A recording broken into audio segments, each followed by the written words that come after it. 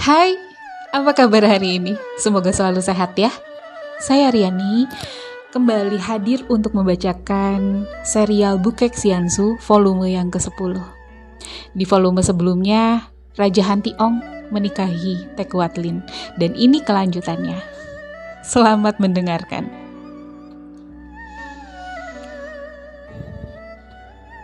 Sin Leong belajar ilmu silat dengan tekun bersama sumonya Suat Hong yang lincah jenaka.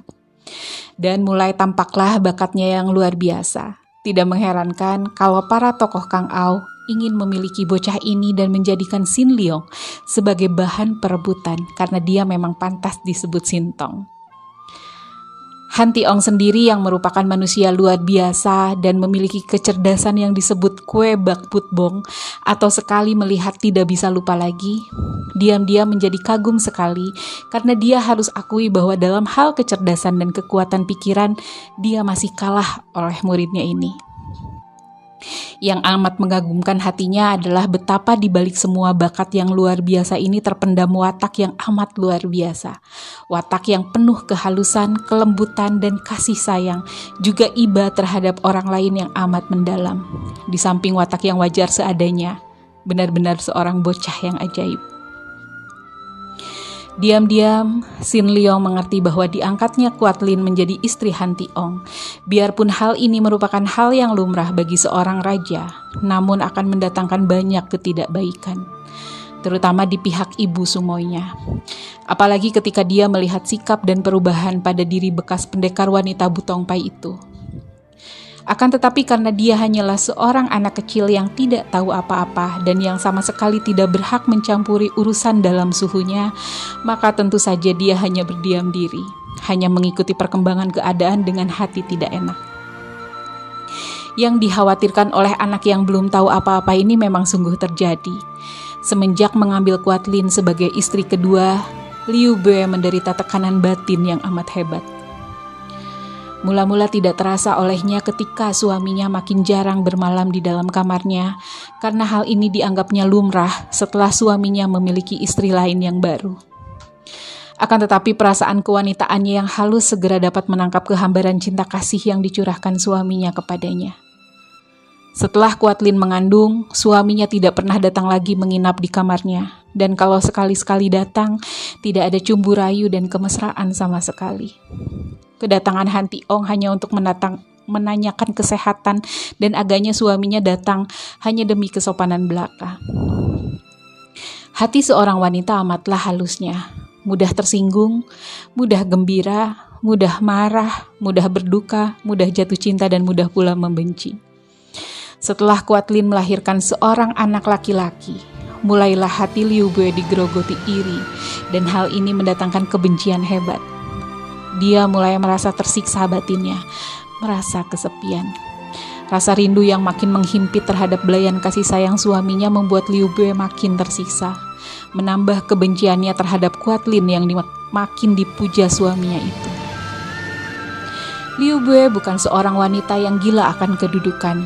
Dia tidak mengejar kedudukan dan dia sama sekali tidak khawatir akan menurunnya derajatnya apabila madunya itu diangkat menjadi permaisuri karena mempunyai seorang putra. Akan tetapi Liu Bei adalah seorang wanita yang haus akan kasih sayang. Maka dapat dibayangkan betapa hebat penderitaan batinnya setelah cintanya disia-siakan oleh suaminya yang telah jatuh di bawah telapak kaki Kuatlin. Melihat penderitaan batin yang dialami oleh Liu Bei ini, diam-diam bersoraklah para keluarga raja. Bagi mereka, biarpun putra raja bukan keturunan dari seorang ibu yang masih berdarah agung seperti mereka, namun masih lebih baik daripada kalau dilahirkan oleh seorang ibu seperti Liu Bei, hanya anak seorang nelayan Pulau Es dari kelas rendah.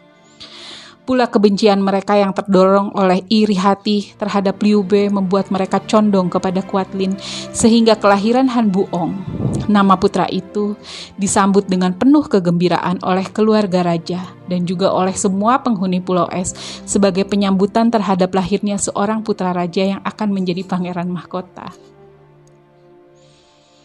7 tahun telah lewat semenjak Sin Leong berada di Pulau Es.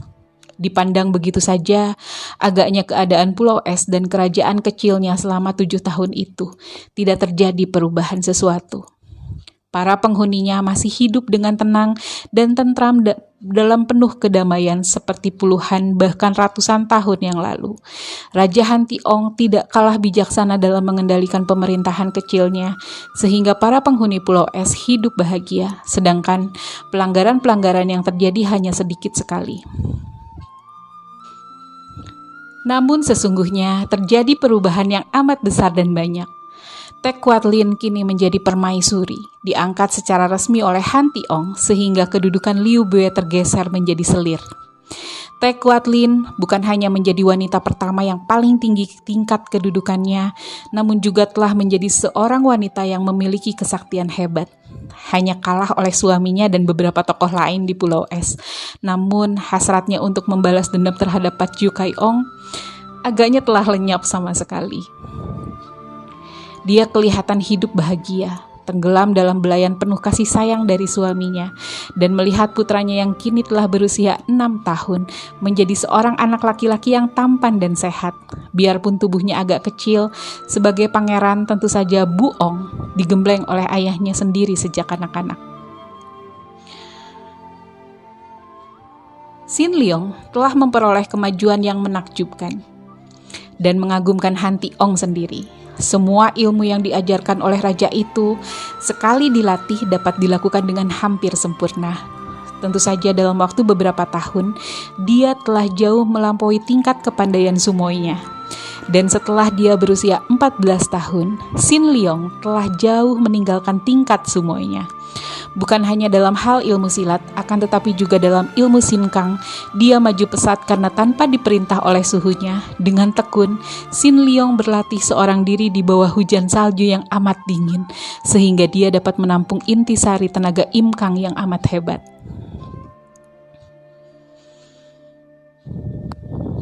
Selain tekun mempelajari ilmu silat yang diturunkan oleh suhunya tanpa ada yang disembunyikan itu, Sin Leong juga rajin sekali membaca kitab-kitab yang banyak terdapat di dalam kamar perpustakaan istana. Dia dikenal oleh semua ahli sastra di Pulau Es, dan mereka ini amat kagum dan suka kepada Sin Leong karena ketekunan bocah ajaib ini. Tidak ada bosannya Sin Leong membaca kitab-kitab kuno, dan setiap bertemu huruf baru yang tidak dikenalnya, dia akan mencatatnya untuk kemudian ditanyakan kepada para ahli. Dengan cara demikian, biarpun tidak dibimbing langsung, namun Sin Leong telah dapat memperkaya perbendaharaan kata-kata, sehingga dia mampu membaca kitab-kitab yang paling kuno di dalam perpustakaan itu. Kitab kuno tidaklah seperti kitab biasa, karena selain huruf-hurufnya kuno, juga huruf-huruf itu mengandung arti yang amat mendalam. Karena inilah, maka kitab-kitab yang amat kuno di pulau itu jarang atau hampir tidak pernah dibaca orang. Hantiong sendiri segan membaca kitab-kitab itu. Selain sukar, juga isinya hanyalah sajak-sajak kuno yang dianggapnya tidak ada gunanya dan melelahkan otaknya. Namun semua kitab itu dilalap semua oleh Sin Leong. Bukan ini saja, namun anak ajaib ini dapat menemukan sesuatu yang tersembunyi di dalam sajak-sajak itu. Dia menemukan rangkaian ilmu silat sakti yang masih merupakan rangka terselubung di dalam huruf-huruf kuno yang sukar dimengerti itu. Bahkan dia menemukan pula ilmu yang masih dirahasiakan oleh Hantiong, ilmu yang selama ratusan tahun mengangkat nama Pulau Es, yaitu ilmu intisari dasar gerakan semua ilmu silat. Dengan ilmu ini yang sudah dikuasainya, maka Hantiong dapat mengalahkan 7 orang tokoh sakti dengan jurus-jurus ilmu silat mereka sendiri ketika Hantiong menolong Sin Leong di Jenghoasan. Kini secara tidak disengaja, bahkan di luar kesadaran Sin Leong sendiri, bocah ajaib ini telah menemukan ilmu itu terselip dan terselubung di antara sajak-sajak kuno yang kelihatannya tidak ada gunanya itu. Selain memperoleh kemajuan hebat dalam ilmu silat, selama berada di Pulau Es, Sin Leong juga memperoleh kesempatan memperdalam ilmunya mengenai daun dan tetumbuhan obat dengan jalan menyelidikinya di pulau-pulau kosong di sekitar Pulau Es. Dia memang mendapat tugas untuk mencari bahan-bahan obat di pulau-pulau itu untuk kepentingan para penghuni Pulau Es. Dalam kesempatan melaksanakan tugasnya ini, Sin Leong tidak menyia-nyiakan waktu untuk menyelidiki lebih banyak lagi tetumbuhan dan khasiatnya untuk kesehatan tubuh manusia. Dengan adanya Sin Leong di Pulau Es, banyak sudah penghuni yang terhindar dari bahaya penyakit. Untuk ini Han Tiong merasa berterima kasih sekali sehingga dia tidak segan-segan menurunkan ilmu pengobatan tusuk jarum kepada muridnya itu. Selain Sin Leong, tentu saja Suat Hong sebagai putri raja juga memperoleh kemajuan pesat dan dalam usia 13 tahun itu, dia telah memiliki ilmu kepandaian yang sukar dicari tandingannya. Dengan demikian, hampir semua orang di Pulau Es memperoleh kemajuan masing-masing. Raja Han Tiong memperoleh kebahagiaan cinta kasih dalam diri Kuat Lin yang telah menjadi permaisurinya. Teh Kuat Lin sendiri yang tadinya mengalami malapetaka yang dianggapnya lebih hebat daripada kematian sendiri, telah memperoleh banyak keuntungan, memperoleh cinta kasih yang mesra, kedudukan tinggi sekali, dan ilmu kepandaian yang amat hebat pula. Hanya seorang saja yang sama sekali tidak memperoleh kemajuan lahir maupun batin, yaitu Liu Bue. Dia menderita makin hebat, terutama batinnya karena semenjak beberapa tahun ini, suaminya sama sekali tidak pernah lagi mendekatinya. Lenyaplah wataknya yang periang, dan kini Liu Bue lebih banyak mengurung dirinya di dalam kamar, menyulam atau membaca kitab. Dia seolah-olah menjadi seorang petapa dan biarpun wajahnya tidak membayangkan sesuatu, masih tetap cantik manis dan pakaiannya selalu bersih, namun sesungguhnya hatinya terluka dan selalu meneteskan darah. Batinnya terhimpit dan terbakar oleh rindu yang tak kunjung henti, kehausan akan belayan kasih sayang seorang pria yang tak pernah terpuaskan.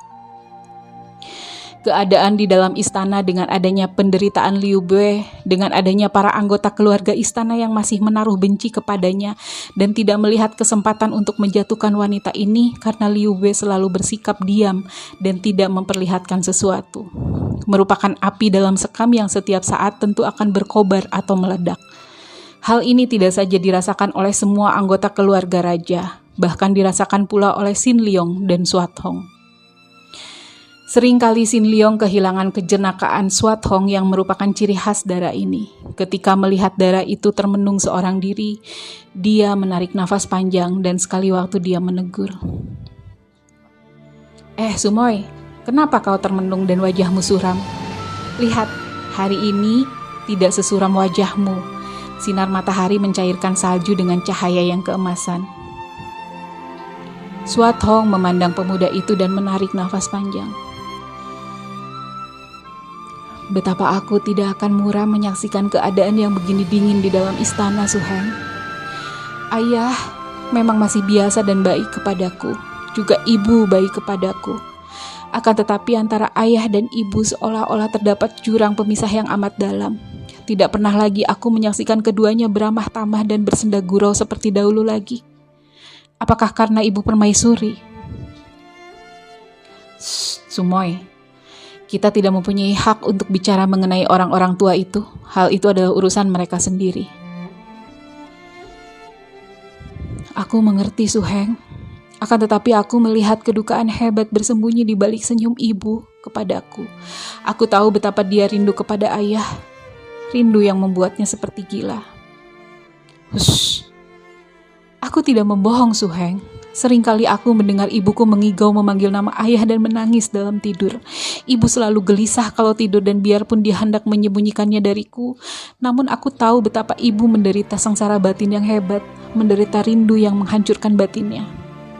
Darah itu kelihatan berduka sekali, kemudian berkata lagi, Su Heng, apa sih perlunya orang saling mencinta kalau akibatnya hanya mendatangkan rindu dan kecewa? Itu bukan cinta, Sumoy. Kau takkan mengerti dan semua orang takkan mengerti karena sudah lazim menganggap bahwa hawa nafsu sama dengan cinta. Hawa nafsu menuntut pemuasan, menuntut kesenangan dan ingin memilikinya untuk diri sendiri. Dan semua inilah yang menimbulkan kecewa dan duka Sumoy. Sumoynya terbelalak. Kau bicara seperti kakek-kakek saja. Dari mana memperoleh filsafat macam itu, Su Heng? Karena tertarik, darah ini sudah melupakan kedukaannya dan menjadi riang gembira lagi. Matanya memandang Su Hengnya dengan berseri penuh godaan. Dari kukira dari kesadaran Sumoy, bukan filsafat. Aku sudah kenyang membaca filsafat, dan apa artinya filsafat kalau hanya untuk dihafal? Tidak ada bedanya dengan benda mati yang hanya diulang-ulang, dipakai perhiasan, dijadikan alat untuk terbang melayang di awang-awang yang kosong. Terlalu banyak kitab sudah kubaca, dan mungkin juga karena memperhatikan keadaan mendatangkan kesadaran. Sin Leong menarik nafas panjang. Suheng, kau tadi mencela aku yang kau katakan murung. Akan tetapi aku juga seringkali melihat engkau seperti orang berduka. Apakah kau tidak senang tinggal di Pulau Es? Aku suka sekali tinggal di sini, Sumoy. Kurasa jarang terdapat tempat seindah ini, masyarakat setentram ini. Akan tetapi kalau aku melihat para terhukum yang dibuang ke pulau neraka... hal itu bukan urusan kita, Suheng. Bukankah kau tadi juga mengatakan bahwa urusan antara ayah dan ibu bukan urusanku?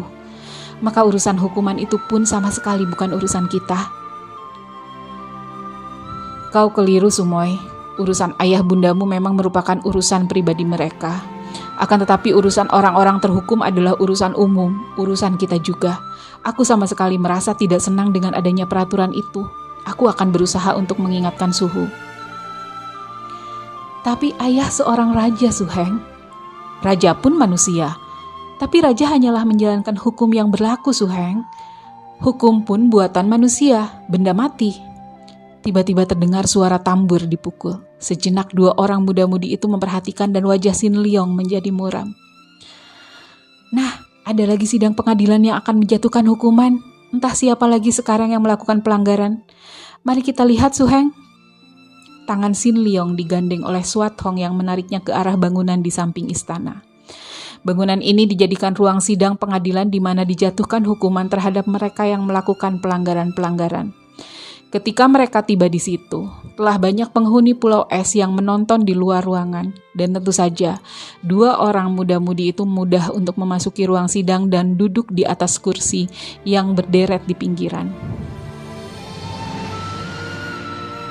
Ruangan itu luas sekali, lantainya halus dan bersih. Isi ruang hanyalah sebuah meja panjang dan di belakang meja panjang ini terdapat 5 buah kursi. Di kanan kiri pada bagian pinggir juga terdapat kursi-kursi, sedangkan di depan meja di bagian tengah tetap kosong. Pada saat Sin Leong dan Swat Hong tiba di ruangan itu, di belakang meja telah duduk hakim, yaitu seorang kakek tua keluarga kerajaan yang biasa bertugas sebagai hakim. Di kursi kebesaran di sebelah kanannya tampak duduk Han Tiong sendiri bersama permaisurinya. Hal ini merupakan keanehan karena biasanya raja hanya datang tanpa permaisurinya dan duduk bersama dengan para pangeran lain.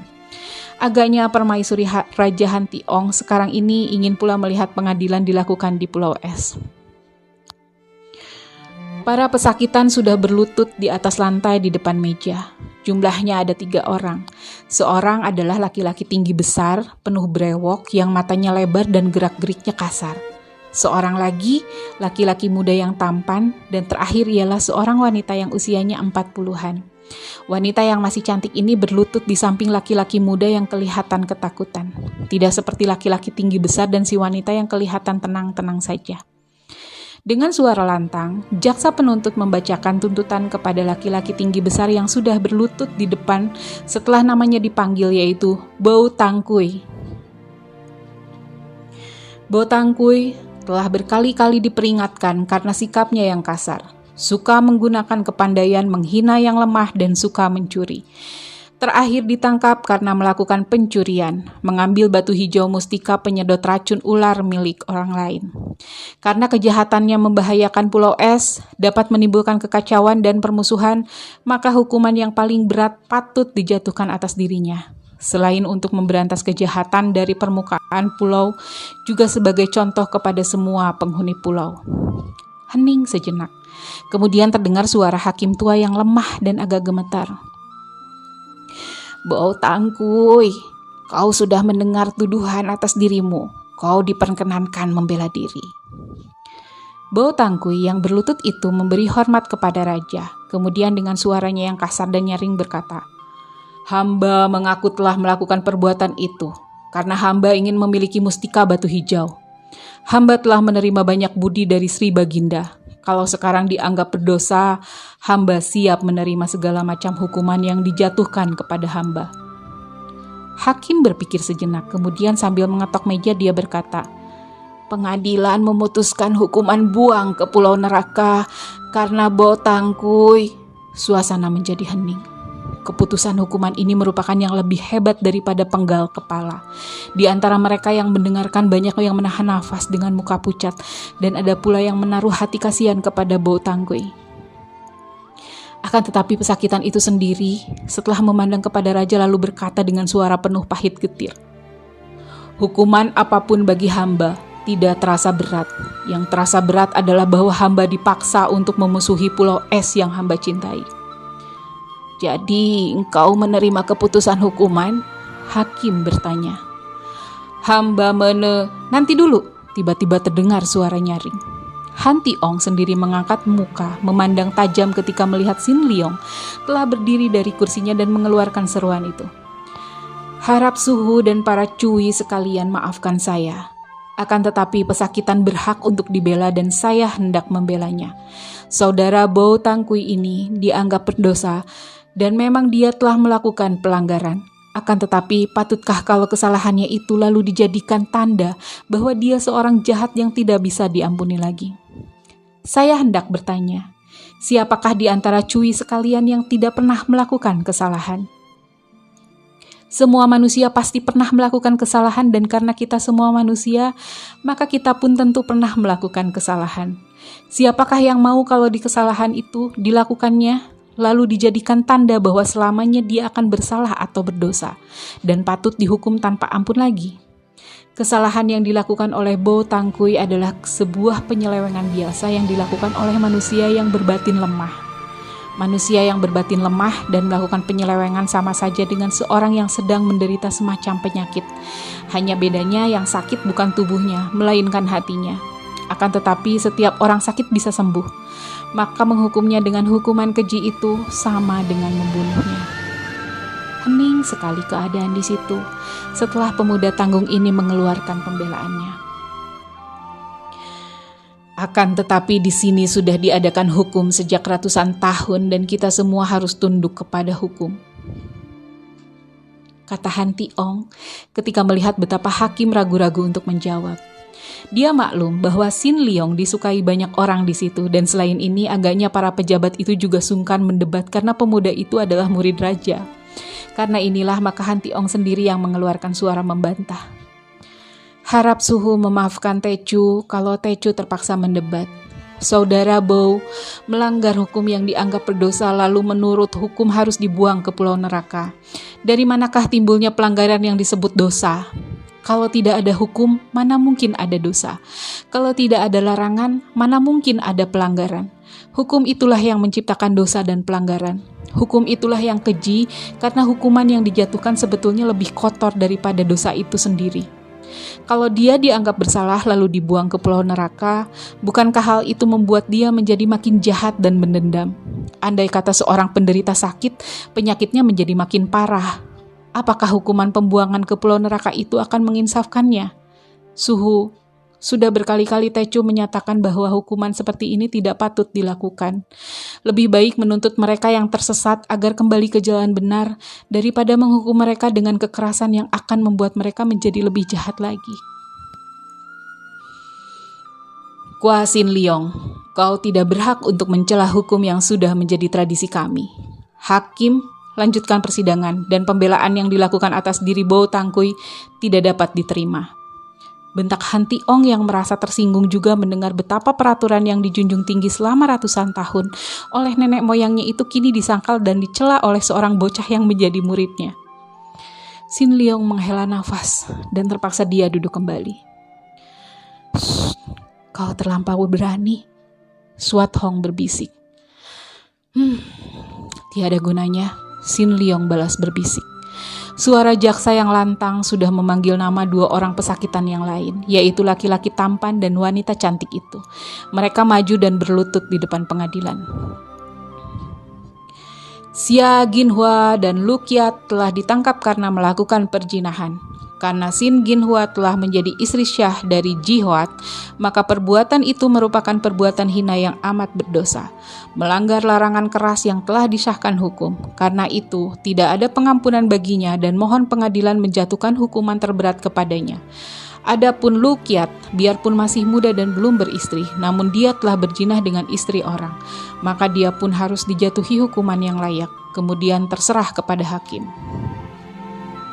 Wanita itu menundukkan mukanya yang menjadi merah sekali ketika mendengar suara mengejek dari mereka yang menonton di luar ruangan sidang. Akan tetapi sikapnya masih tenang-tenang saja. Adapun Lukiat, pemuda itu menjadi pucat wajahnya. Akan tetapi dia juga menundukkan mukanya, kelihatan gelisah sekali. Pengadilan memutuskan hukuman buang ke pulau neraka kepada Sia Ginhua dan hukuman rangket 100 kali kepada Lukiat. Hamba tidak menerima. Tiba-tiba Sia Ginhua berteriak. Yang melakukan perjinahan adalah hamba berdua, maka kalau dibuang pun harus hamba berdua. Tidak, hamba menerima hukuman rangket 100 kali, teriak pula Lukiat. Laki-laki apa kau ini? Ketika merayuku kau berjanji akan bersama-sama menderita andai kata dibuang ke pulau neraka. Sia Ginhua memaki dan terjadilah ribut mulut antara mereka. Diam! Teriakan menggetarkan dari Han Tiong membuat mereka berdua menjatuhkan diri mohon pengampunan. Karena kalian melakukan perbuatan yang memalukan sekali, menodaikan nama baik Pulau Es, maka sepatutnya kalian berdua sama-sama dibuang ke pulau neraka, kata raja itu dengan suara tenang namun penuh wibawa. Sia Ginhua memegang tangan kekasihnya dan menangis sambil menciumi tangan itu, akan tetapi wajah Lukiat menjadi makin pucat. Kembali Sin Liong bangkit berdiri. Maaf Suhu, Tecu terpaksa membantah lagi. Mereka memang telah melakukan perbuatan yang melanggar hukum yang ada. Akan tetapi apakah perbuatan mereka itu sudah demikian jahatnya, maka sampai mereka dihukum buang? Tecu kira di balik perbuatan mereka itu tentu ada sebab dan alasannya. Mereka menjadi korban nafsu. Akan tetapi kalau seorang istri sampai melakukan penyelewengan, tentu pihak suami juga ada kesalahannya. Tidak perlukah diselidiki mengapa wanita yang telah bersuami ini sampai berjinah dengan pria lain? Mengapa dia sampai tidak dapat menahan dorongan nafsu birahi? Tentu ada sebab-sebabnya. Sin Liong, engkau seorang bocah belum dewasa. Tahu apa tentang nafsu birahi? Bentak gurunya. Han Tiong agak tertegun juga karena pendapatnya kebenaran tersembunyi di balik bantahan muridnya itu. Terdengar suara ketawa ditahan di sana-sini, bahkan permaisuri sendiri menahan senyumnya. Tecu mengerti dari kitab. Pembelaan seorang anak yang belum dewasa terhadap perzinahan yang dilakukan orang dewasa tidak dapat diterima. Laksanakan hukumannya dan buang mereka bertiga sekarang, juga ke pulau neraka, kata Han Tiong. Persidangan dibubarkan dan 3 orang pesakitan itu lalu digiring keluar untuk melaksanakan hukuman atas diri mereka, yaitu dibuang ke pulau neraka. Hukuman ini paling mengerikan dan paling ditakuti oleh semua penghuni Pulau Es, karena mereka semua tahu bahwa dibuang ke pulau neraka berarti hidup tersiksa dan sengsara, lebih hebat dari kematian. Peristiwa seperti inilah yang membuat hati Sin Liong memberontak. Dia amat cinta dan kagum kepada suhunya. Akan tetapi peraturan hukum di Pulau Es ini dianggapnya terlalu kejam. Sebaliknya Han Tiong yang maklum akan kekecewaan hati muridnya yang dia kagumi dan cinta, berusaha menyenangkan hati muridnya itu dengan menurunkan ilmu-ilmu simpanannya sehingga dalam waktu setahun lagi saja, ilmu kepandaian pemuda yang berusia 15 tahun ini menjadi makin hebat. Boleh dibilang dialah orang satu-satunya yang menjadi pewaris ilmu-ilmu Pulau Es. Biarpun permaisuri juga mewarisi banyak ilmu dahsyat, namun dibandingkan dengan Sin Liong, dia kalah bakat sehingga kalah sempurna gerakannya. Apalagi dalam hal tenaga sinkang, dia kalah jauh. Hal ini adalah karena Sin Liong adalah seorang yang pada dasarnya memiliki batin kuat dan tidak pernah terseret oleh nafsu. Sebaliknya, Tek Wat Lin adalah seorang wanita yang dibangkitkan nafsunya semenjak dia diperkosa oleh Pat Ju Kai Ong. Semakin seru kan ceritanya? Bagaimana dengan pulau neraka? Ada apa di sana? Dan apakah Sin Liong akan ke pulau neraka? Nantikan kelanjutannya di volume 11 ya. Jaga kesehatan, tetap bahagia dan dadah.